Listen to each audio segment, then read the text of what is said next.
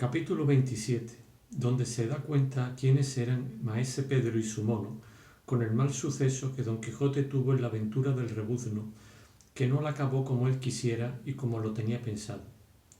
Entra Cide Hamete, cronista de esta grande historia, con estas palabras en este capítulo: juro como católico cristiano, a lo que su traductor dice que al jurar Cide Hamete como católico cristiano, siendo el moro, como sin duda lo era, no quiso decir otra cosa sino que, así como el católico cristiano cuando jura o debe jurar verdad y decirla en lo que dijere, así él la decía, como si jurara como cristiano católico en lo que quería escribir de Don Quijote, especialmente en decir quién era Maese Pedro y quién el mono adivino que traía admirados todos aquellos pueblos con sus adivinanzas. Dice pues que bien se acordará el que hubiere leído la primera parte de esta historia, que aquel Ginés de Pasamonte, a quien, entre otros galeotes, dio libertad Don Quijote en Sierra Morena, beneficio que después le fue mal agradecido y peor pagado de aquella gente maligna y mal acostumbrada, este Ginés de Pasamonte, a quien Don Quijote llamaba Ginesillo de Parapilla, fue el que hurtó a Sancho Panza el rucio, que por no haberse puesto el cómo ni el cuándo en la primera parte, por culpa de los impresores, ha dado en qué entender a muchos que atribuían a poca memoria del autor la falta de imprenta. Pero, en resolución, Ginés le hurtó, estando sobre él durmiendo Sancho Panza, usando de la traza y modo que usó Brunuelo cuando, estando Sacripante sobre Albraca, le sacó el caballo de entre las piernas y después le cobró Sancho, como se ha contado. Este Ginés, pues, temeroso de no ser hallado de la justicia que le buscaba para castigarle de sus infinitas bellaquerías y delitos, que fueron tantos y tales que él mismo compuso un gran volumen contándolos, determinó pasarse al reino de Aragón y cubrirse el ojo izquierdo, acomodándose al oficio de titerero, que esto y el jugar de manos lo sabía hacer por extremo. Sucedió pues que de unos cristianos ya libres que venían de Berbería compró aquel mono, a quien enseñó que en haciendo cierta señal se le subiese en el hombro y le murmurase o lo pareciese al oído. Hecho esto, antes que entrase en el lugar donde entraba con su retablo y mono, se informaba en el lugar más cercano o de quien él mejor podía qué cosas particulares hubiesen sucedido en el tal lugar y a qué personas, y llevándolas bien en la memoria, lo primero que hacía era mostrar su retablo, el cual unas veces era de una historia y otras de otra, pero todas alegres y regocijadas y conocidas. Acabada la muestra, proponía las habilidades de su mono, diciendo al pueblo que adivinaba todo lo pasado y lo presente, pero que en lo de porvenir no se daba maña. Por la respuesta de cada pregunta pedía 2 reales, y de algunas hacía barato según tomaba el pulso a los preguntantes. Y como tal vez llegaba a las casas de quien él sabía los sucesos de los que en ella moraban, aunque no le preguntasen nada, por no pagarle, él hacía la seña al mono y luego decía que le había dicho tal y tal cosa, que venía de molde con lo sucedido. Con esto cobraba crédito inefable y andábanse todos tras él. Otras veces, como era tan discreto, respondía de manera que las respuestas venían bien con las preguntas, y como nadie le apuraba ni apretaba a que dijese cómo adivinaba su mono, a todos hacía monas y llenaba sus esqueros. Así como entró en la venta, conocía a Don Quijote y a Sancho, por cuyo conocimiento le fue fácil poner en admiración a Don Quijote y a Sancho Panza y a todos los que en ella estaban. Pero hubiérale de costar caro si Don Quijote bajara un poco más la mano cuando cortó la cabeza del rey Marsilio y destruyó toda su caballería, como queda dicho en el antecedente capítulo. Esto es lo que hay que decir de Maese Pedro y de su mono. Y volviendo a Don Quijote de la Mancha, digo que, después de haber salido de la venta, determinó de ver primero las riberas del río Ebro y todos aquellos contornos antes de entrar en la ciudad de Zaragoza, pues le daba tiempo para todo el mucho que faltaba desde allí a las justas. Con esta intención siguió su camino, por el cual anduvo 2 días sin acontecerle cosa digna de ponerse en escritura, hasta que al tercero, al subir de una loma, oyó un gran rumor de atambores, de trompetas y arcabuces. Al principio pensó que algún tercio de soldados pasaba por aquella parte, y por verlos picó a Rocinante y subió la loma arriba. Y cuando estuvo en la cumbre, vio al pie de ella, a su parecer, más de 200 hombres armados de diferentes suertes de armas, como si dijésemos lanzones, ballestas, partesanas, albardas y picas, y algunos arcabuces y muchas rodelas. Bajó del recuesto y acercóse al escuadrón, tanto que distintamente vio las banderas, juzgó de los colores y notó las empresas que en ellas traían, especialmente una en que en un estandarte o jirón de raso blanco venía, en el cual estaba pintado muy al vivo un asno con un pequeño sardesco, la cabeza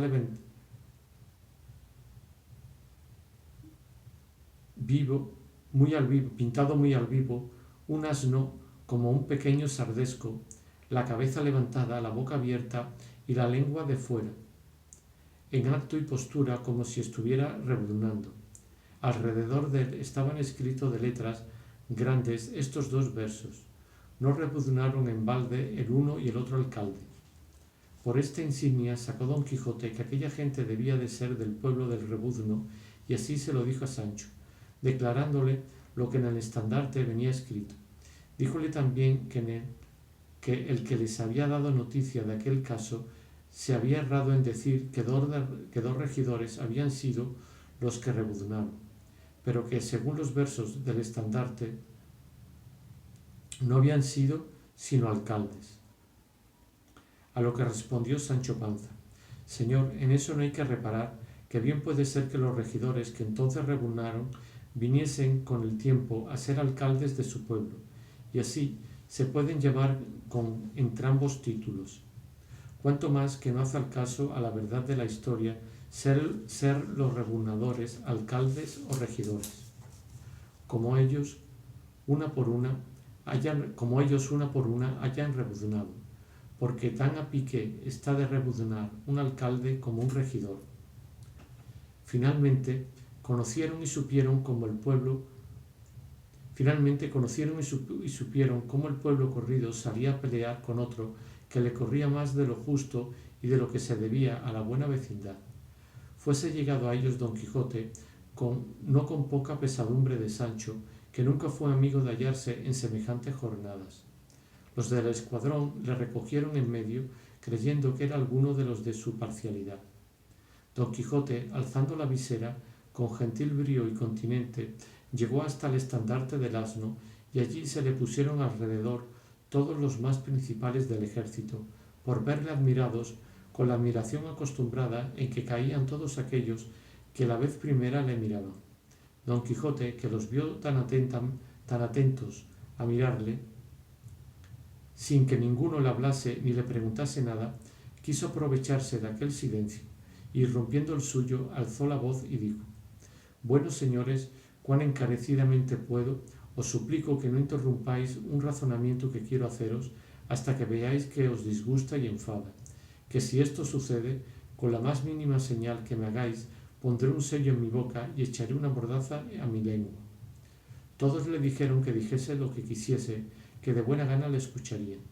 Don Quijote, con esta licencia, prosiguió diciendo: Yo, señores míos, soy caballero andante, cuyo ejercicio es el de las armas y cuya profesión la de favorecer a los necesitados de favor y acudir a los menesterosos.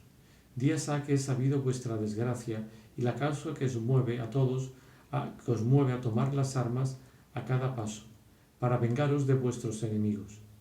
Y habiendo discurrido una y muchas veces en mi entendimiento sobre vuestro negocio, hallo, según las leyes del duelo, que estáis engañados en teneros por afrentados, porque ningún particular puede afrentar a un pueblo entero, sino retándole de traidor por junto, porque no sabe en particular quién cometió la traición porque le reta.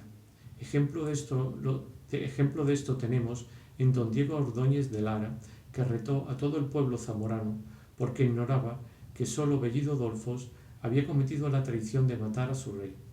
Y así retó a todos, y a todos tocaba la venganza y la respuesta.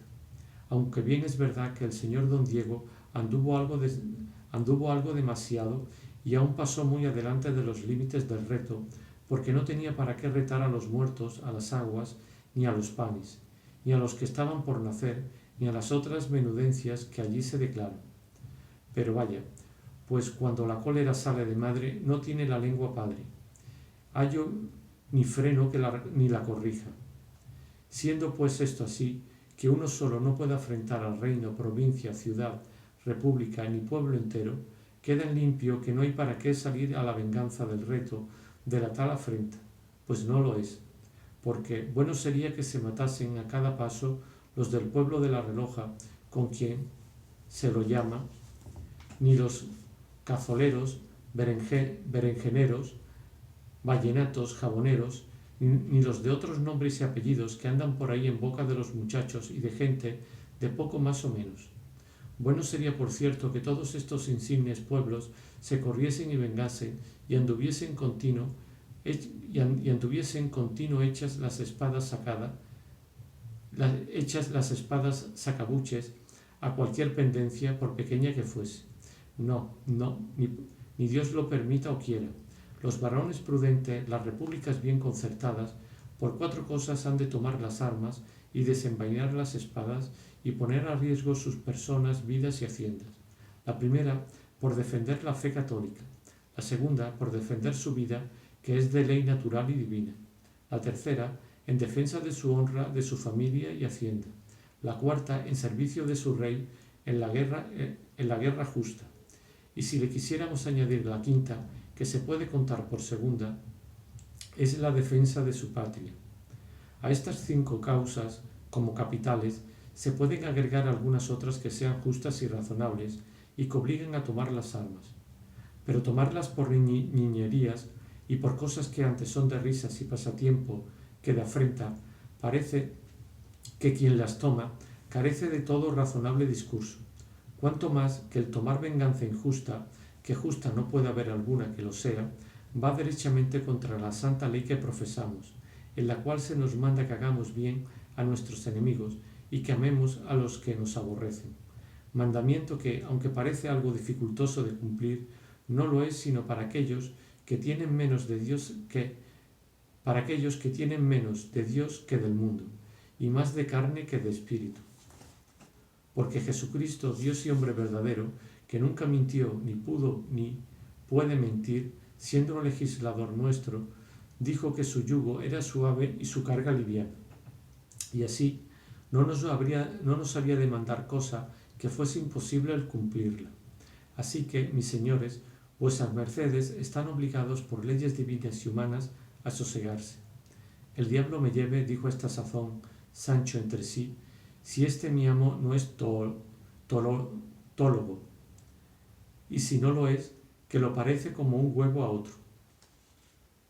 Tomó un poco de aliento don Quijote, y viendo que todavía le prestaban silencio, quiso pasar adelante en su plática, como pasara si no se pusiese en medio la agudeza de Sancho, el cual, viendo que su amo se detenía, tomó la mano por él, diciendo: mi señor don Quijote de la Mancha, que un tiempo se llamó el caballero de la triste figura y ahora se llama el caballero de los leones, es un hidalgo muy atentado, que sabe latín y romance como un bachiller, y en todo cuanto trata y aconseja procede como muy buen soldado, y tiene todas las leyes y ordenanzas de lo que llaman el duelo en la uña.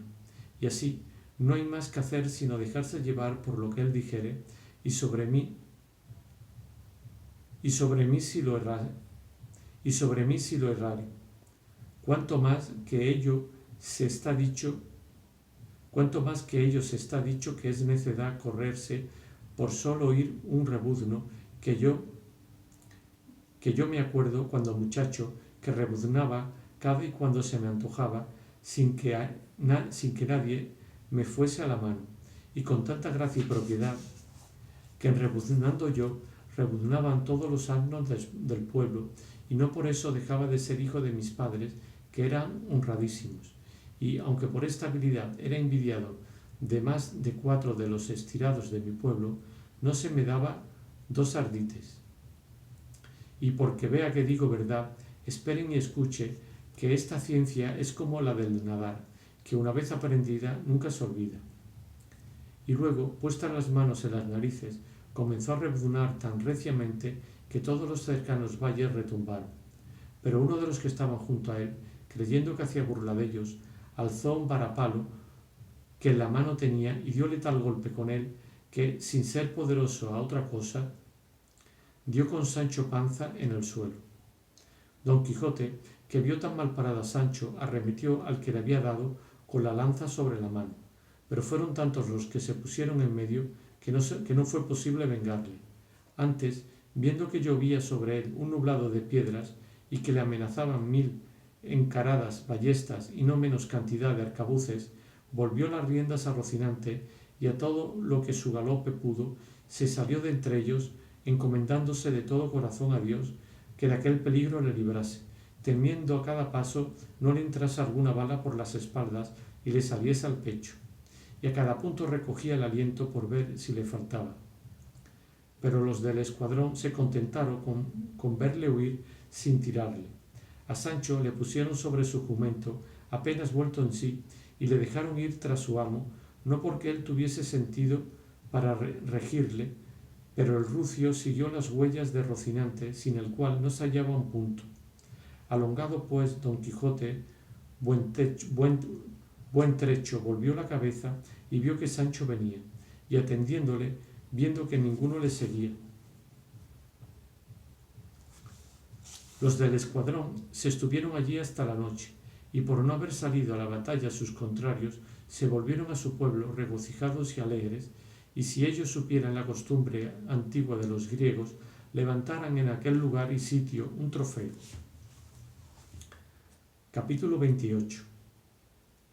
De las cosas que dice Berengeli, que las sabrá quien le leyere, si las lee con atención. Cuando el valiente huye, la superchería está descubierta, y es de varones prudente guardarse para mejor ocasión. Esta verdad se verificó en Don Quijote, el cual, dando lugar a la furia del pueblo y a las malas intenciones de aquel indignado escuadrón, puso pie en polvorosa, y sin acordarse de Sancho ni del peligro en que le dejaba, se apartó tanto cuanto le pareció que bastaba para estar seguro. Seguíale Sancho, atravesado en su jumento, como queda referido. Llegó en fin ya vuelto en su acuerdo, y al llegar se dejó caer del rucio a los pies de Rocinante, todo ansioso, todo molido y todo apaleado. Apeóse Don Quijote para acatarle las feridas, pero como le hallase sano de los pies a la cabeza, con asaz cólera le dijo: tan en hora mala supistes vos rebuznar, Sancho, ¿y dónde hallasteis vos ser bueno el nombrar la soga en casa del ahorcado? A música de rebuzno, ¿qué contrapunto se había de llevar sino el de varapalos?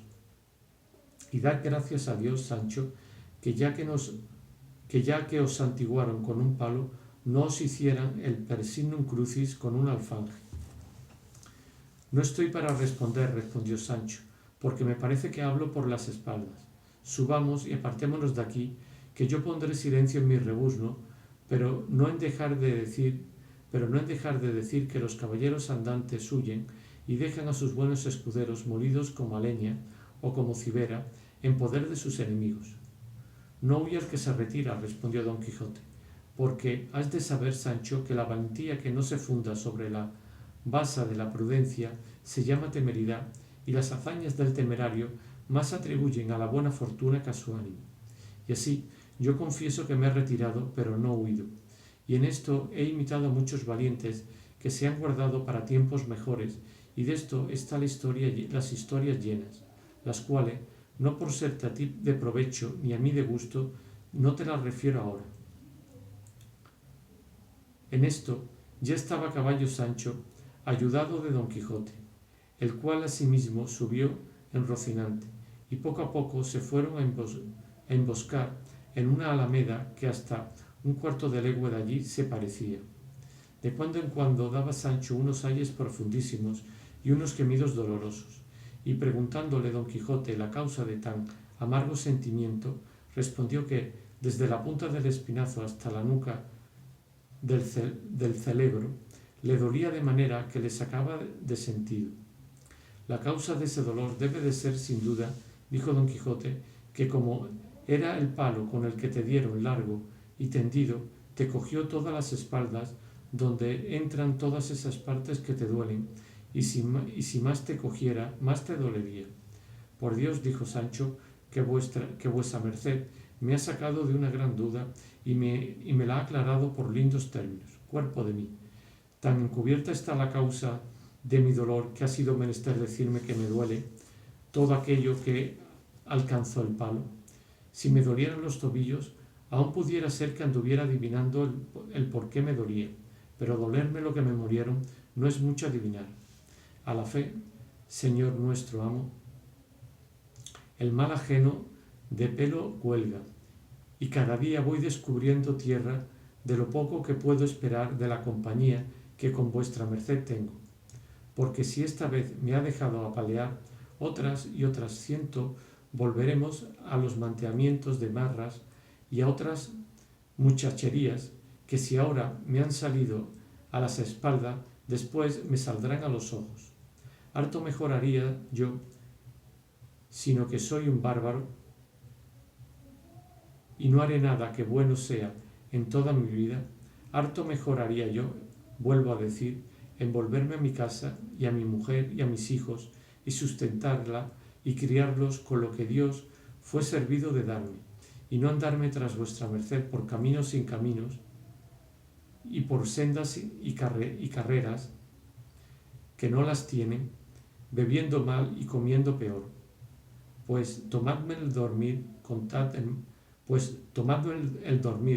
contad hermano escudero 7 pies de tierra, y si quisiéredes más, tomad otros tantos, que en vuestra mano está escudillar, y tendeos a todo vuestro buen talante, que quemado vea yo y hechos polvos al primero que dio puntada en la andante caballería, o a lo menos al primero que quiso ser escudero de tales tontos que debieron de ser todos los caballeros andantes pasados.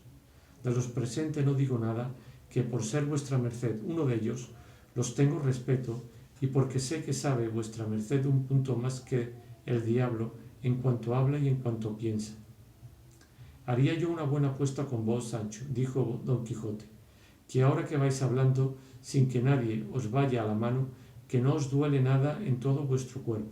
Hablad, hijo mío, todo aquello que os viniere al pensamiento y a la boca, que a trueco de que a vos no os duela nada, tendré yo por gusto el enfado que me dan vuestras impertinencias.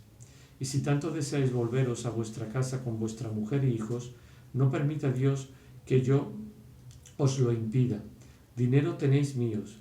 Mirad cuánto ha que esta tercera vez salimos de nuestro pueblo, y mirad lo que podéis y debéis ganar cada mes, y pagaos de vuestra mano. Cuando yo servía, respondió Sancho, a Tomé Carrasco, el padre del bachiller Sansón Carrasco, que vuestra merced bien conoce, 2 ducados ganaba cada mes, amén de la comida. Con vuestra merced no sé lo que puedo ganar, puesto que sé que tiene más trabajo el escudero del caballero andante que el que sirve a un labrador, que, en resolución, los que servimos a labradores, por mucho que trabajemos de día, por mal que suceda, a la noche cenamos olla y dormimos en casa, y dormimos en cama, en la cual no he dormido después que a que sirvo a vuestra merced. Si no ha sido el tiempo breve que estuvimos en casa de don Diego de Miranda y la gira que tuve con la espuma que saqué de las ollas de Camacho, y lo que comí y bebí en casa de Basilio.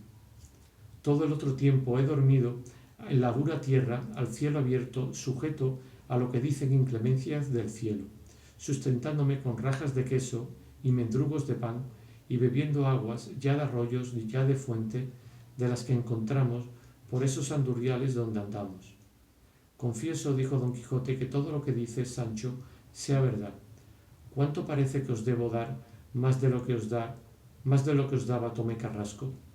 A mi parecer, dijo Sancho, con 2 reales más que vuestra merced añadiese cada mes, me tendría por bien pagado. Esto en cuanto al salario de mi trabajo, pero en cuanto a satisfacerme a la palabra y promesa que vuestra merced me tiene hecha de darme el gobierno de una ínsula, sería justo que se añadiesen otros 7 reales, que por todos serían 30. Está muy bien, replicó don Quijote, y conforme al salario que vos habéis señalado, 25 días ha que salimos de nuestro pueblo. Contad, Sancho, rata por cantidad, y mirad lo que os debo, y pagaos, como os tengo dicho, de vuestra mano. Oh cuerpo de mí, dijo Sancho, que va vuestra merced muy errado en esta cuenta, porque lo de la promesa de la ínsula se ha de contar desde el día que vuestra merced me la prometió hasta la presente hora en que estamos. Pues qué tanto ha, Sancho, que os la prometí, dijo don Quijote. Si yo mal no me acuerdo, respondió Sancho, debe de haber más de 20 años, 3 días más o menos. Dióse don Quijote una gran palmada en la frente y comenzó a reír muy de gana y dijo: pues no anduve yo en Sierra Morena ni en todos los discursos de nuestras salidas, sino 2 meses apenas. Y dices, Sancho, que ha 20 años que te prometí la ínsula. Ahora digo que quieres que se consuman en tus salarios el dinero que tienes mío. Y si esto es así, y tú gustas de ello, desde aquí te lo doy y buen provecho te haga, pues a trueco de verme sin tan mal escudero, holgáreme de quedarme pobre y sin blanca. Pero dime, prevaricador de las ordenanzas escuderiles de la andante caballería, ¿dónde has visto tú o leído que ningún escudero de caballero andante se haya puesto con su señor en tanto más cuanto me habéis de dar cada mes porque os sirva? Entrate, malandrín, follón y vestiglo, que todo lo pareces, entrate, digo, por el mare magnum de sus historias, y si hallares que algún escudero haya dicho ni pensado lo que aquí has dicho, quiero que me claves en la frente y por añadiduras me hagas 4 mamonas selladas en mi rostro. Vuelve las riendas o el cabestro al rucio y vuélvete a tu casa, porque un solo paso desde aquí no has de pasar más adelante conmigo. Oh pan mal negocio, oh promesas mal colocadas, oh hombre que tiene más de bestia que de persona. Ahora cuando yo pensaba ponerte en estado, y tal, que a pesar de tu mujer te llamarán señoría, te despides. Ahora te vas cuando yo venía con intención firme y valedera de hacerte señor de la mejor ínsula del mundo. En fin, como tú has dicho otras veces, no es miel, etc. Asno eres y asno has de ser, y en asno has de parar cuando se te acabe el curso de la vida, que para mí tengo que antes llegará ella a su último término, que tú caigas y des en la cuenta de que eres bestia. Miraba Sancho a Don Quijote de hito en hito, en tanto que los tales vituperios decía, y compungióse de manera que le vinieron las lágrimas a los ojos, y con voz dolorida y enferma le dijo: Señor mío, yo confieso que para ser del todo asno no me falta más de la cola. Si vuestra merced quiere ponérmela, yo la daré por bien puesta, y le serviré como jumento todos los días que me quedan de mi vida. Vuestra merced me perdone y se duela de mi mocedad, y advierta que sé poco, y que si hablo mucho, más procede de enfermedad que de malicia. Mas quien yerra y se enmienda, a Dios se encomienda.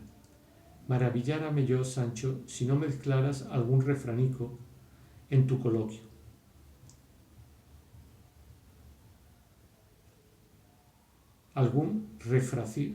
Refrancico en tu coloquio. Ahora bien, yo te perdono con que te enmiendes y con que no te muestres de aquí adelante tan amigo de tu interés, sino que procures ensanchar el corazón, y te alientes y animes a esperar el cumplimiento de mis promesas, que, aunque se tarda, no se imposibilita. Sancho respondió que así haría, aunque sacase fuerzas de flaqueza. Con esto se metieron en la alameda y Don Quijote se acomodó al pie de un olmo y Sancho al de una haya, que en estos tales árboles y otros sus semejantes siempre tienen pies y no manos. Sancho pasó la noche penosamente porque el varapalo se hacía más sentir con el sereno. Don Quijote la pasó en sus continuas memorias, pero con todo eso dieron los ojos al sueño y al salir del alba siguieron su camino buscando las riberas del famoso Ebro, donde les sucedió lo que se contará en el capítulo venidero. Capítulo 29. De la famosa aventura del barco encantado. Por sus pasos contados y por contar, 2 días después que salieron de la Alameda, llegaron Don Quijote y Sancho al río Ebro, y el verle fue un gran gusto a Don Quijote, porque contempló y miró en él la amenidad de sus riberas, la claridad de sus aguas, el sosiego de su curso y la abundancia de sus líquidos cristales, cuya alegre vista renovó en su memoria 1000 amorosos pensamientos.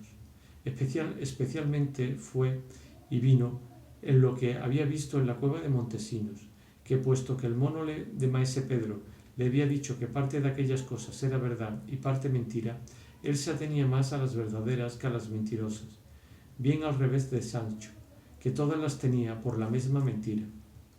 Yendo pues de esta manera, se le ofreció a la vista un pequeño barco sin remos ni otras garcias algunas, que estaba atado en la orilla a un tronco de un árbol que en la ribera estaba.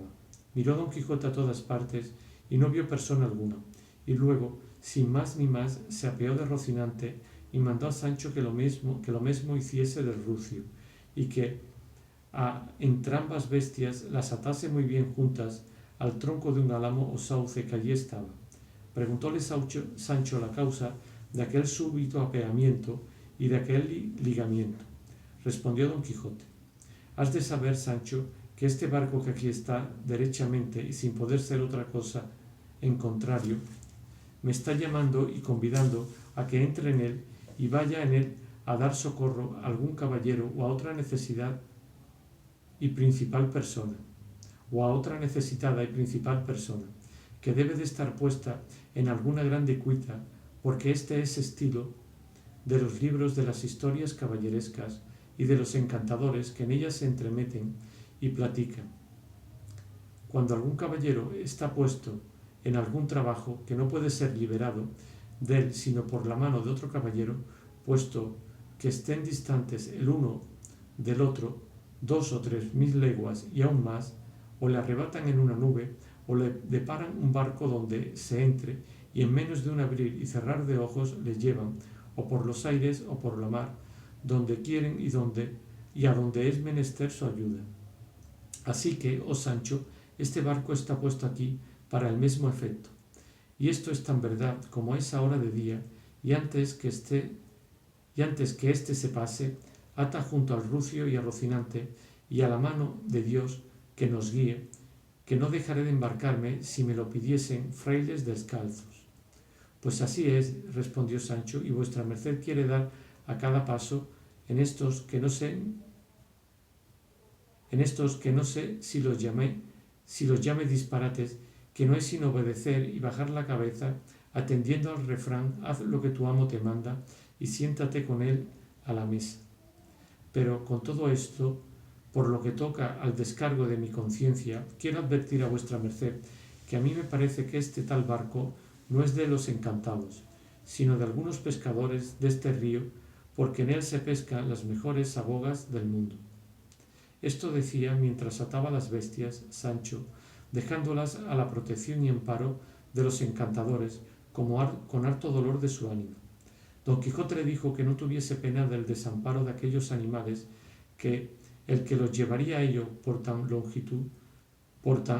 longicuos caminos y regiones tendría cuenta de sustentarlos. No entiendo eso de longicus, dijo Sancho, ni he oído tal vocablo en todos los días de mi vida. Longínquos, respondió Don Quijote, quiere decir apartados.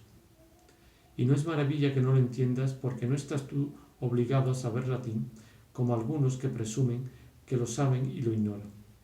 Ya están atados, replicó Sancho. ¿Qué hemos de hacer ahora? ¿Qué? Respondió Don Quijote. Santiguarnos y levar ferro. Quiero decir, embarcarnos y cortar la amarra con que este barco está atado. Y dando un salto en él, siguiéndole Sancho, cortó el cordel y el barco se fue apartando poco a poco de la ribera, y cuando Sancho se vio obra de 2 brazas dentro del río, comenzó a temblar, temiendo su perdición. Pero ninguna cosa le dio más pena que el oír roznar al rucio y el ver que Rocinante pugnaba por desatarse, y díjole a su señor: el rucio repugna condolido de nuestra ausencia, y Rocinante procura ponerse en libertad para arrojarse tras nosotros. Oh carísimos amigos, quedaos en paz, y la locura que nos aparta de vosotros, convertida en desengaño, nos vuelva a vuestra presencia. Y en esto comenzó a llorar tan amargamente que Don Quijote, mohíno y colérico, le dijo: ¿de qué temes, cobarde criatura? ¿De qué lloras, corazón de mantequillas? ¿Quién te persigue o quién te acosa, ánimo de ratón casero? ¿O qué te falta, menesteroso en la mitad de las entrañas de la abundancia? Por dicha vas caminando a pie y descalzo por las montañas rifeas, sino sentado en una tabla como un archiduque por el sesgo curso de este agradable río, de donde en breve espacio saldremos al mar dilatado. Pero ya hemos de haber salido y caminado por lo menos 700 o 800 leguas, y si yo tuviera aquí un astrolabio con que tomar la altura del polo, yo te dijera las que hemos caminado, aunque o yo sé poco, o ya hemos pasado o pasaremos presto por la línea equinocial que divide y corta los 2 contrapuestos polos en igual distancia. Y cuando lleguemos a esta leña, ¿qué vuestra merced dice?, preguntó Sancho. ¿Cuánto habremos caminado? Mucho, replicó Don Quijote, porque de 360 grados que contiene el globo, de agua y de la tierra, según el cómputo de Ptolomeo, que fue el mayor cosmógrafo que se sabe, la mitad habremos caminado, llegando a la línea que he dicho.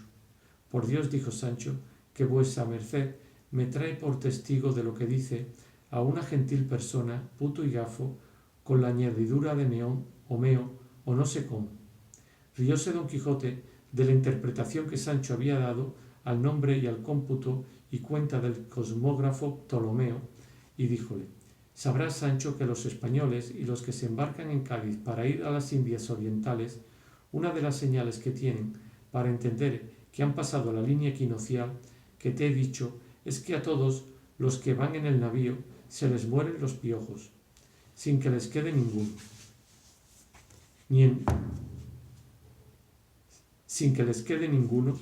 ni en todo el bajel le hallaren, si le pesan a oro. Y así puedes, Sancho, pasar una mano por un muslo, y si topases con cosa viva, saldremos de esta duda, y si no, pasado habemos. Yo no creo nada de eso, respondió Sancho, pero con todo haré lo que vuesa merced me manda, aunque no sé para qué hay necesidad de hacer esas experiencias, que yo veo con mis mismos ojos que no nos habemos apartado de la ribera 5 varas, ni hemos decantado de donde están las alemañas 2 varas, porque allí están Rocinante y el rucio en el propio lugar de los dejamos. Y tomada la mira, como yo la tomo ahora, voto a tal que no nos movemos ni andamos al paso de una hormiga. Haz, Sancho, la averiguación que te he dicho, y no te procures de otra, que tú no sabes qué cosas sean coluros, líneas, paralelos, zodíacos, cíclicas, polos, solsticios, equinoccios, planetas, signos, puntos, medidas, de que se componen la esfera celeste y terrestre, que si todas estas cosas supieras, o parte de ellas, vieras claramente que de paralelos hemos cortado qué de paralelos hemos cortado, qué de signos visto y qué de imágenes hemos dejado atrás y vamos dejando ahora. Y tórnote a decir que te tientes y pesques, que yo para mí tengo que estás más limpio que un pliego de papel liso y blanco. Tentóse Sancho y llegando con la mano bonitamente y con tiento hacia la corva izquierda, alzó la cabeza y miró a su amo y dijo: o la experiencia es falsa, o no hemos llegado a donde vuesa merced dice, ni con muchas leguas. Pues, ¿qué? Preguntó don Quijote. ¿Has topado algo? Y aún algo, respondió Sancho. Y sacudiéndose los dedos, se lavó toda la mano en el río, por el cual sosegadamente se deslizaba el barco por mitad de la corriente, sin que le moviese alguna inteligencia secreta, ni algún encantador escondido, sino el mismo curso del agua, blando entonces y suave. En esto descubrieron unas grandes aceñas que en la mitad del río estaban, y apenas las hubo visto don Quijote, cuando con voz alta dijo a Sancho: ¿ves allí, oh amigo? Se descubre la ciudad, castillo o fortaleza donde debe de estar algún caballero oprimido o alguna reina, infanta o princesa malparada, para cuyo socorro soy aquí traído. ¿Qué diablos de ciudad, fortaleza o castillo dice vuesa merced, señor? Dijo Sancho. ¿No echa de ver que aquellos son aceñas que están en el río donde se muele el trigo? Calla, Sancho, dijo don Quijote, que aunque parecen aceñas, no lo son, y ya te he dicho que todas las cosas trastuecan y mudan de su ser natural los encantos. No quiero decir que las muden de uno en otro ser realmente, sino que lo parecen, como lo mostró la experiencia de la transformación de Dulcinea, único refugio de mis esperanzas. En esto, el barco, entrando en la mitad de la corriente del río, comenzó a caminar no tan lentamente como hasta allí. Los molineros de las aceñas, que vieron venir aquel barco por el río y que se iba a embocar por el raudal de las ruedas, salieron con presteza, muchos de ellos con varas largas, a detenerle. Y como salían enharinados y cubiertos los rostros y los vestidos del polvo de la harina, representaban una mala vista. Daban voces grandes, diciendo: demonios de hombre, ¿dónde vais? ¿Venís desesperados? ¿Qué queréis? ¿Ahogaros y haceros pedazos en estas ruedas?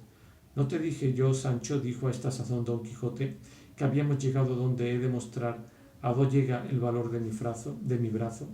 Mira qué malandrines y follones me salen al encuentro. Mira cuántos vestiglos se me oponen. Mira cuántas feas cataduras nos hacen cocos. Pues ahora lo veréis, bellacos.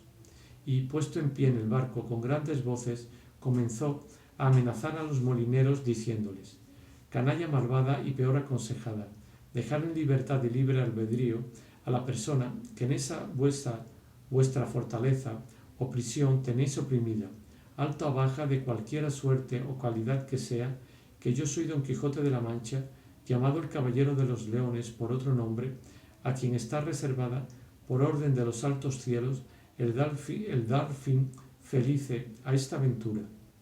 Y diciendo esto, echó mano a su espada y comenzó a esgrimirla con el aire contra los molineros. Comenzó a esgrimirla en el aire contra los molineros, los cuales, oyendo y no entendiendo aquellas sandeces, se pusieron con sus varas a detener el barco, que lleva entrando en el raudal y canal de las ruedas. Púsose Sancho de rodillas, pidiendo devotamente al cielo le librase de tan manifiesto peligro, como lo hizo, por la industria y presteza de los molineros, que, oponiéndose con sus palos al barco, le detuvieron, pero no de manera que dejasen de trastornar el barco y dar con don Quijote y con Sancho al través en el agua. Pero vínole bien a don Quijote, que sabía nadar como un ganso, aunque el peso de las armas le llevó al fondo 2 veces, y si no fuera por los molineros, que se arrojaron al agua y lo sacaron como en peso a entrambos, allí había sido Troya para los dos.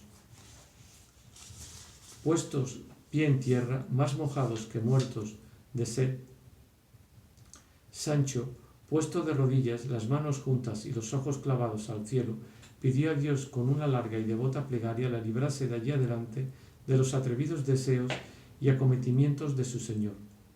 Llegaron en esto los pescadores dueños del barco, a quien había hecho pedazos las ruedas de las aceñas, y viéndole roto acometieron a desnudar a Sancho y a pedir a Don Quijote se lo pagase, el cual, con gran sosiego, como si no hubiera pasado nada por él, dijo a los molineros y pescadores que él pagaría el barco de bonísima gana, con condición que le diesen libre y sin cautela a la persona o personas que en aquel su castillo estaban oprimidas. ¿Qué personas o qué castillo dice? Respondió uno de los molineros. Hombre sin juicio, ¿quieres te llevar por ventura las que vienen a moler trigo a estas aceñas? Basta, dijo entre sí Don Quijote, aquí será predicar en desierto, querer reducir a esta canalla a que por ruegos haga virtud alguna. Y en esta aventura se deben de haber encontrado dos valientes encantadores, y el uno estorba lo que el otro intenta. El uno me deparó el barco y el otro dio conmigo al través. Dios lo remedie, que todo este mundo es máquina y trazas contrarias unas de otras. Yo no puedo más. Y alzando la voz, prosiguió diciendo y mirando a las aceñas. Amigos, cualesquiera que seáis, que estáis en esta prisión, quedáis encerrados, perdonadme, que por mi desgracia y por la vuestra yo no os puedo sacar de vuestra cuita. Para otro caballero debe de estar guardada y reservada esta aventura. En diciendo esto, se concertó con los pescadores y pagó por el barco 50 reales, que los dio Sancho muy de mala gana, diciendo: a 2 barcadas como esta daremos con todo el caudal al fondo. Los pescadores y molineros estaban admirados, mirando aquellas dos figuras tan fuera del uso al parecer de los otros hombres, y no acababan de entender a dónde se encaminaban las razones y preguntas que Don Quijote les decía. Y teniéndolos por locos, les dejaron y se recogieron a sus aceñas y los pescadores a sus ranchos.